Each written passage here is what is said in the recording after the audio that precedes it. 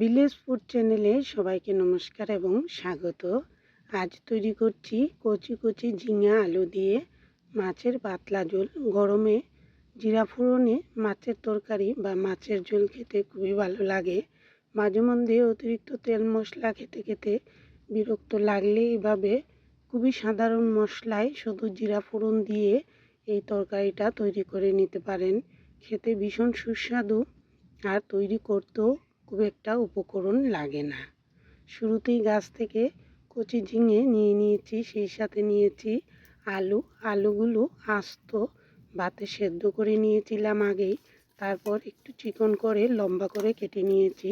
সেই সাথে নিয়েছি কাঁচামরিচ কুচি আর রুই মাছের টুকরা। শুরুতেই মাছগুলো মিডিয়াম আঁচে একটু সময় নিয়ে লাল লাল করে ভেজে নিচ্ছি। মাছের ঝোলের মাছ একটু সময় নিয়ে একটু কড়া করে ভাজলে খেতেও দুর্দান্ত লাগে, আর ঝোলের মাছ সহজে ভাঙেও না।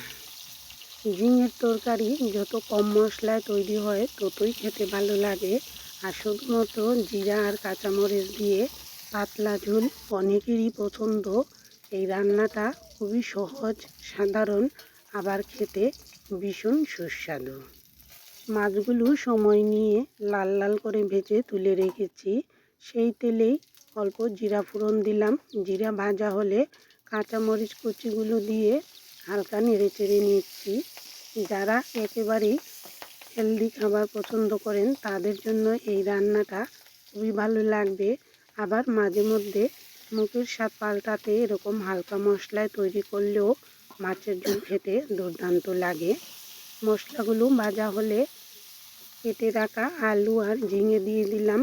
আর এবার নেড়ে চেড়ে দিয়ে পরিমাণ মতো লবণ হলুদ দিয়ে 2 থেকে 3 মিনিট হালকা কষিয়ে নিচ্ছি। ঝিঙে অতিরিক্ত ভাজলে বা কষালে খেতে কিন্তু ভালো লাগে না।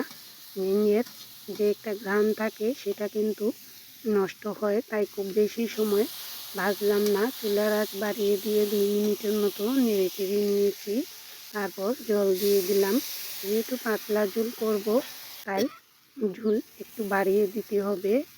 ইচ্ছে করলে কয়েকটি সেদ্ধ আলু গালিয়েও দেওয়া যায়, আবার এরকম পাতলা ঝোলও তৈরি করে নেওয়া যায়।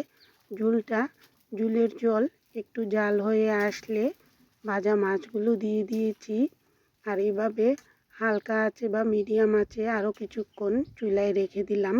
নামানোর আগে লবণটা দেখে নামিয়ে নিতে হবে। হালকা মশলায় এরকম রান্না খেতে সবারই ভালো লাগে আর স্বাদ পাল্টাতেও সাহায্য করে। কেমন লাগলো ঝিঙে আলু দিয়ে মাছের ঝোল জানাবেন। পাশে থাকার জন্য ধন্যবাদ।